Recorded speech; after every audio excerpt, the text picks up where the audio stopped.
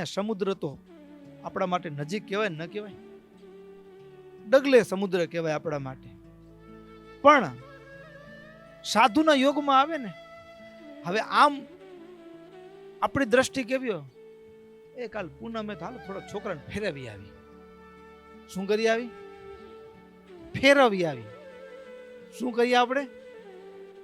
ફેરવી આવીએ, થોડુંક આટો મારી આવી. હવે આપણે જ્યારે સમુદ્રમાં ફેરવવા જઈએ છીએ, એ જે શબ્દ છે ને, શબ્દની કિંમત છે, ભાવની કિંમત છે. પણ જો સાધુનો યોગ થાય ને, ત્યારે સમુદ્ર કિનારે ફેરવવા નહીં, પણ એનું હૈયું ભીનું થઈ જાય છે. સમુદ્રની વાત આવે, અરે આ એ સમુદ્ર છે, આ એ સમુદ્ર છે કે મારો પ્રભુ જ્યારે વરાહ અવતાર ધારણ કર્યો ને, ત્યારે મારા પ્રભુ વરાહ અવતાર ધારણ કરીને એ પૃથ્વીને જ્યારે હિરણ્યાક્ષ રસાતળમાં લઈ ગયો, મારા પ્રભુએ વરાહ અવતાર ધારણ કરી એ પોતાના આગળના બે દાંત ઉપર પૃથ્વીને ધારણ કરીને આ જળની ઉપર છાણાની પેઠે તરતી મૂકી દીધી. આ એ જ જળ છે, આ એ જ જળ છે, આ એ જ જળ છે. ભારત વર્ષની તમામ નદીઓ, એ ગંગા આદિક નદીઓ જેનું ઉદ્ગમન સ્થાન ભગવાનનું ચરણારવિંદ છે, આ તમામ નદીઓ એ સમુદ્રમાં જઈને વિરામ પામે.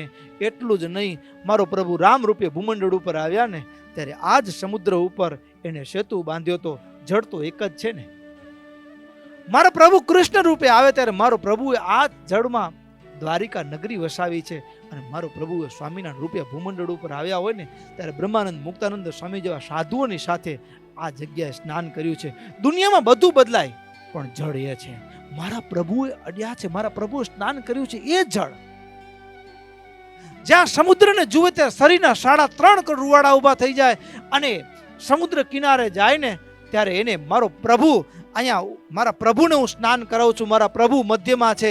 એક બાજુ બ્રહ્માનંદ સ્વામી, બીજી બાજુ મુક્તાનંદ સ્વામી, ગોપાળાનંદ સ્વામી, ખૈયો ખત્રી હોય, ભગવાનના ભક્ત હાથ જોડીને ભગવાનને સ્નાન કરાવતા હોય. અને ભક્તો સમુદ્ર એ દુનિયા ફરવા માટે જાય, અને ભક્તો એ ભગવાનનો ભગત સમુદ્ર કિનારે જાય ને, અને એનું હૈયું ભક્તિથી નીતરતું હોય. શું કામ? તો કે સાધુના યોગમાં આવે ને ભક્તો, સાધુ છે ને, આ આંખ, આ બુદ્ધિ એને ફેરવી નાખે, બુદ્ધિને ફેરવી નાખે.